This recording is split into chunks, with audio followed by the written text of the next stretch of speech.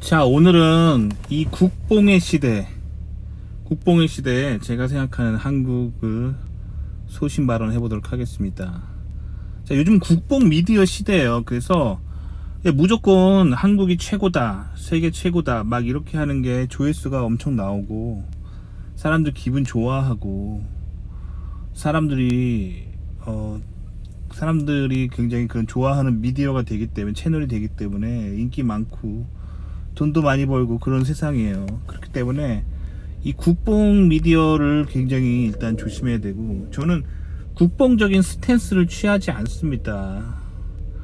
왜냐면 그게 어차피 사람들에게 도움이 되지 않는 거를 너무 많이 봐왔기 때문에 있는 그대로 얘기해 주는 게 가장 좋아요. 있는 그대로 그 방송을 하는 사람이 혹은 말을 하는 사람이 본인이 겪은 것을 솔직하게 말해주는 게 훨씬 듣는 사람한테 도움이 됩니다. 듣는 사람은 그 정보를 가지고 판단은 본인이 하면 되는 거니까요.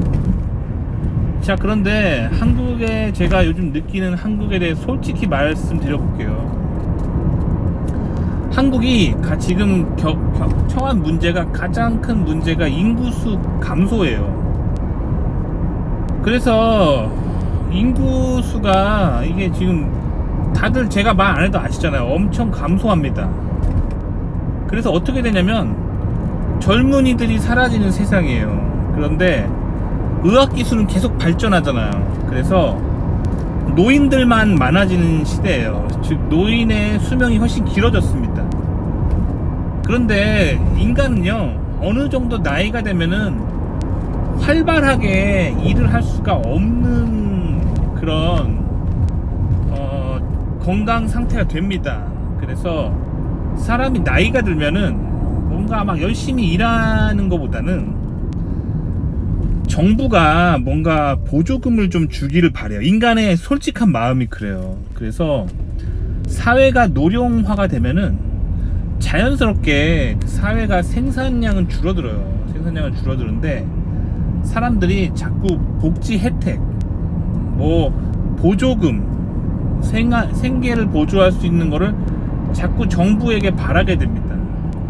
정부는 그 돈이 어디서 나서 그냥 해줍니까? 그냥 무조건 돈을 찍어내서 해줄 수는 없는 거잖아요. 그래서 정부가 그렇게 보조금을 지출하려면 결국엔 세금을 많이 걷어야 됩니다. 세금을 많이 걷어야 돼요. 근데 보통 이제 사회에서 세금을 많이 낼 수 있는 사람들은 이제 젊은이들이 아닙니다. 젊은이들이 아니고 이제 좀 중장년층 분들이 이제 세금을 많이 낼 수 있는 그 재력을 가지고 있는데, 이게 또 젊은이들도 또 세금을 내야 돼요. 젊은이들 돈도 없는데 버는 족족 세금을 내야 됩니다. 그러니까 자꾸 세금을 많이 걷어서 뭔가 노인들의 보조금을 주는 사회로 자꾸 가면은 사회가 굉장히 다운됩니다. 근데 이 다운되는 사회의 모습이 결국에는 사회주의로 가게 되어 있어요. 그러니까 한국은 지금 인구수를 개선할 수 있는 아주 획기적으로, 적어도 그 인구가 0점대로는 떨어지지 않도록 1 이상으로, 비율을 1.0 이상으로 올려야지만 사회가 건강하게 갈 수 있는데, 지금 인구수가 감소하니까 결국엔 한국 사회는 사회주의로 갈 수밖에 없습니다. 점점 극단적으로 가다 보면 어떻게 되냐, 노인의 의료비 지출과 노인의 그런 연금 지출 때문에 젊은이들이 노인들을 부양해야 되는 시대가 오는 거예요. 근데 젊은이들은 자기 먹고 살기도 힘든데 자기가 번 돈으로 우리 엄마 아빠도 아닌, 한 번도 얼굴 본 적 없는 남의 엄마 아빠를 모셔야 되는 세상에 오는 거죠. 왜 이런 세상에 올까요? 왜 사람들이 이걸 지지할까요? 바로 유교 때문이에요. 유교의 기본적인 사상은 사회주의적이에요. 제가 항상 말씀드리잖아요. 원래 자연에서 인간은 나이가 들면은 힘이 떨어지고 기력이 없기 때문에 그냥 자연스럽게 노인은 사회에서 조금 무시당하고 사회에서 조금 목소리가 없고 뭐 그게 사실 자연에서의 인간인데, 이제 공자는 춘추 전국 시대를 살았던 사람이잖아요. 근데 공자의 삶을 분석해 보면 공자가 아버지가 어렸을 때 일찍 돌아가셨어요. 그래서 홀어머니를 모시고 살았던 세월이 아주 긴 사람이에요, 공자란 사람은. 근데 공자가 살았던 시대는 어떤 시대냐면 춘추 전국 시대입니다. 전쟁이 끊임없이 벌어졌던, 그러니까 공자는 홀어머니와 함께 이 전쟁의 폐허 속에서 생존을 해야 했던 사람이에요. 근데 본인의 엄마가 어때요? 노인이고 여성이고 그런 어머니를 데리고 전쟁터를 살아야 했기 때문에 공자가 강조했던 거는 그래서 노인 공경인 거예요. 노인 공경. 자, 그래서 공자가 살았던 그 시대상의 그 약육강식이 펼쳐지는 중국의 전쟁터 속에서 아버지도 없이 홀로 어머니를 모시고 살아야 했던 그 공자의 아픈 마음, 그것들이 그대로 반영된 것이 유교입니다. 그래서 인간이 인본주의적으로 뭔가 인위적으로 시스템과 예법을 만들어서 나이 많은 사람을 보호해 줘야 된다고 생각한 거예요. 근데 이게 결국에는 그게 자기 가정만 그렇게 하면 뭐 오케이인데, 문제는 이게 사회적으로 이걸 요구를 한 거예요. 그러니까 내가 한 번도 본 적 없는 노인들한테 잘해야 되는 세상이 펼쳐지는 거죠. 이 사상이 그대로 한국 사회에 남아있고, 이 사상이 그대로 아시아 사회에 남아있고, 그래서 이 아시아 사회주의와 아시아 공산주의의 토대가 됩니다. 그래서 유교가 공산주의의 아주 토대가 돼서, 중국이 그래서 공산주의로 간 게 다 이유가 있는 거예요. 원래 공산주의 사상이 보면, 유물론 사상을 보면 뭐라 그러냐면, 종교는 인민의 아편이라 그러잖아요. 그래서 종교를 굉장히 부정적으로 생각하고 종교를 없애려고 하잖아요. 근데 이 마르크스 사상에 나오는 종교는 사실 기독교예요.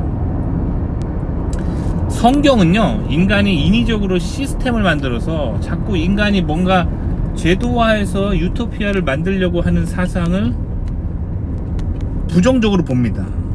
왜냐면 인간이 그렇게 했을 때 더 이상 하나님을 찾지 않고 인간들만의 바벨탑을 쌓는다고 본 거예요. 근데 인간은 기본적으로 죄를 향해 죄를 좋아하는 속성이 있어서 어떤 종교적인 하나님의 개입 없이 인간을 가만히 내버려 두면 인본주의적인 시스템, 인본주의적인 철학은 결국 악으로 간다라고 성경은 본 겁니다.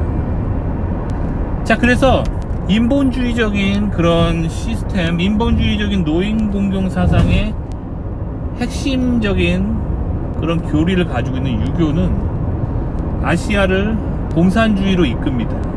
자, 그래서 한국이 지금까지 공산주의가 되지 않고 버텼던 근본 원인은 다 미국 때문입니다.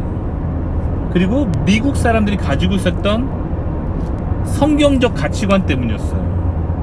그래서 한국의 이 보수 우파의 뿌리는 기독교입니다. 이승만 대통령, 초대 대통령이 가지고 오셨던 그 성경책, 그리고 그가 한국에 세웠던 개신교 세력들, 그것이 이 보수 우파의 뿌리가 되었어요. 자, 근데 지금 한국은 교회가 무너지고 있습니다. 한국은 교회가 무너지고 있어요. 교회가 왜 무너졌는지를 보면은 미국이 건국된 그 상황, 그 상태랑 거의 비슷하다고 보시면 돼요. 자, 미국의 초기 건국 세력들은 왜 유럽을 탈출해서 목숨을 걸고 아메리카 대륙으로 항해를 했냐면, 당시 유럽의 기독교가 사람들이 성경을 읽질 않는 거예요. 성경 말씀대로 살질 않는 거예요. 그러면서 계속 본인들이 기독교 하는 거예요. 그리고 종교 지도자들은 성경 말씀대로, 아니 기독교인이면 당연히 성경 말씀대로 행해야 되는 거잖아요. 성경 말씀대로 성경을 바탕으로 뭘 해야 되는 거잖아요. 성경이랑 전혀 상관없는 그런 소리를 막 해댑니다.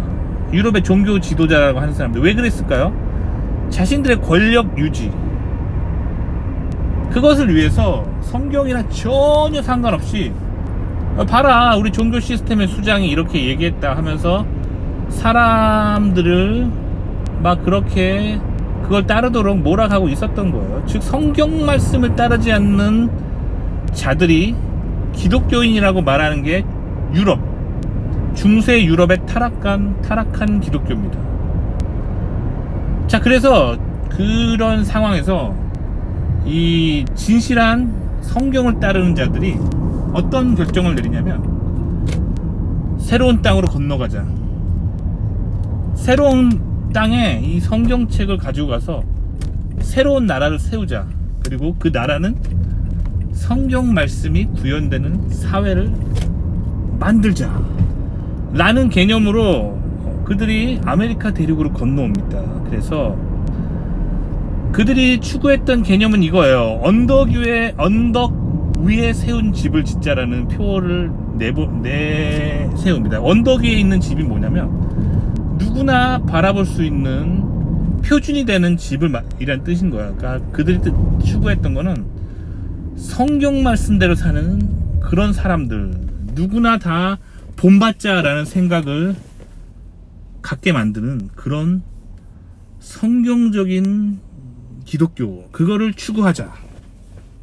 그들은 그래서 특히나 깨끗한 개신교라는 뜻으로 청교도라고 불렸습니다. 그래서 그들이 그 미국을 세웠고, 그렇기 때문에 미국의 그 건국 초반부터 한 1950년대까지 미국은 이 모습을 계속 유지합니다.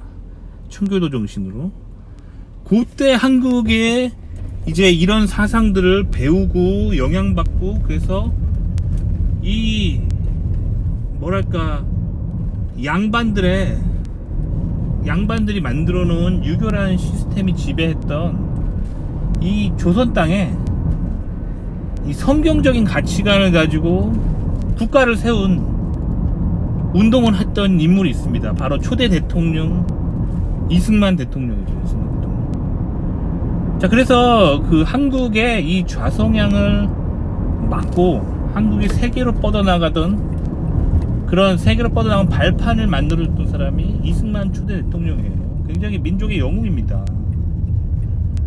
자, 근데 이제 그걸 잊어가고 있어요. 한국 사람들이 이걸 잊어가고 있어요. 그리고 다시 유교, 그리고 이 한국의 조선을 부활시키려고 하는 사상들을 다시 막 불러일으키고 있습니다. 북한과 연합하려고 하고, 이 북한과 남한은 하나의 조선이다라는 생각을 가진 사람들이 자꾸 이 좌성향으로 이끌고 있어요. 근데 북한에서 계속 남한으로 간첩을 내려보냈거든요. 그 사람들이 사회 곳곳에 있는데 그동안 되게 조용히 살고 있다가 이런 좌성향의 사회가 오니까 북한이랑 비슷해지네 하면서 이 좌성향은 사람들에게 지지를 하면서 같이 힘을 실어주고 있는 상황이에요. 그래서 남한은 급속히 좌경화가 되고 있었어요. 계속 북한의 추종 세력들이 계속 부채질하면서 계속 이렇게 가고 있어요. 안타깝죠. 안타까운데 이 모든 게 사실은 기독교인들의 사실 잘못이다라고 저는 생각합니다. 왜냐면 남한이 그동안 좌성향의 세력들을 누르고 있었던 근본적인 근원이 뭐냐면 남한의 기독교 때문이에요. 그래서 그들이 미국에서 배워가지고 이런 기독교적인 사상, 그걸 통해서 이 사회주의와 공산주의가 반성경적이기 때문에 그것들을 계속 물리치는 반공운동을 했었어요. 그래서 남한 반공운동의 핵심은 개신교였어요. 개신교였습니다. 그래서 한국이 예전에 한국전쟁 끝나고 진짜 못 살았을 때, 너무 못 사니까, 못 살면 사람들이 좌성향에 빠지잖아요. 그걸 막았던 게 남한의 개신교 세력이었어요. 새마을운동, 이거 다 교회에서 한 거예요. 교회, 물론 교회 아닌 사람도 참여했지만 이거에 주축이 됐던 사람들이 다 교회 세력들이었어요. 새마을운동, 남한이 좌성향으로 가는 걸 막고 성경 중심적으로 성실하게 사는 거, 그런 사회를 만들자는 운동이 새마을운동이에요. 새마을운동의 주축이 됐던, 그거를 국가적으로 이끌었던 배후 세력들이 다 개신교인들입니다. 자, 근데 이제 한국 개신교가 많이 타락의 길을 걷고 있어요. 무슨 사건들이 벌어지고 있냐면, 성경 중심적으로 살아야 되는데, 예전 유럽의 기독교가 타락했던 것처럼 성경 말씀과 상관없이 성경 말씀을 자꾸 인본주의적으로 해석하는 사람들이 늘어나는 거예요. 인본주의적인 해석이 뭐냐면, 성경에 적힌 그 내용 자체를 하나님이 주신 말씀이다 생각하고, 아, 그렇습니까 하나님, 알겠습니다, 그렇게 살도록 하겠습니다, 이게 기독교인이에요. 근데 요즘 한국의 기독교는 굉장히 좌파 진보가 깊숙이 들어와 있어요. 그래서 성경을 어떻게 해석하냐면, 성경에 있는 내용은 과거 이스라엘 사람들이 고대에 생각했던 사상들인데, 지금 2023년에 그런 것을 지킬 필요가 무엇이 있느냐, 지금의 현대 문화에 맞게 적절히 지금 우리가 할 수 있을 우리 문화에 맞게 그렇게 해야 된다라는 사상이죠. 이게 좌파 진보적 기독교죠. 그래서 남한의 좌파 진보적 기독교가 굉장히 들어오면서, 남한 기독교는 성경 말씀보다는 학교에서 배우는 좌파 진보, 그리고 또 종교 지도자들의 좌파 진보적 목소리에 계속 넘어가면서 한국 기독교가 타락하면서, 기독교인인데 좌파를 지지하는 사람들이 나타나기 시작합니다. 성경 어디에도 성경은 좌파적이라는 말 전혀 없습니다. 성경을 잘 읽어보시면 성경은 좌성향을 지지하지 않습니다. 자, 그럼에도 불구하고 교회 다니는 사람들이 좌파들이 나타난다는 것은 결국 성경 말씀보다 뉴스, 학교에서의 가르침, 정치 지도자의 말을 더 따른다는 얘기예요. 자, 그래서 한국은 결국에 좌성향으로 계속 가고 있습니다. 그렇기 때문에 이제 좌성향을 브레이크할 사람이 거의 없습니다. 다행히 최근 대선에서 20대들이 좀 똑똑해요. 그래서 한국이 북한처럼 될 것 같은 감을 똑똑해서 딱 알아차리고, 그들이 20대 분들이 다행히 이 우파에 몰표를 던지는 바람에 한국이 겨우 살아났습니다. 근데 이거 지금 앞으로 어떻게 될지 몰라요. 이런 생각들이 무너지게 되면 진짜 북한처럼 가는 겁니다. 그래서 저는 굉장히 요즘 사실 정치에 관심 없는 저조차도 한국이 굉장히 걱정되고 그래요. 북한처럼 갈 것 같다는 생각이 듭니다. 그래서 그렇게 되지 않기를 바라야 되는데, 솔직히 그래요. 근데 한국이 이렇게 안타까운데 계속 국뽕만 돌려대고 계속 반일 감정 조장하는 미디어들이 자꾸 일본을 막 까대면서 중국이랑 북한에 유리한 미디어 선동질만 계속 해내고, 한국 지금 굉장히 안타까운 상황입니다. 그래서 글쎄요, 풍전등화의 상황이라고 생각합니다. 안타까워요.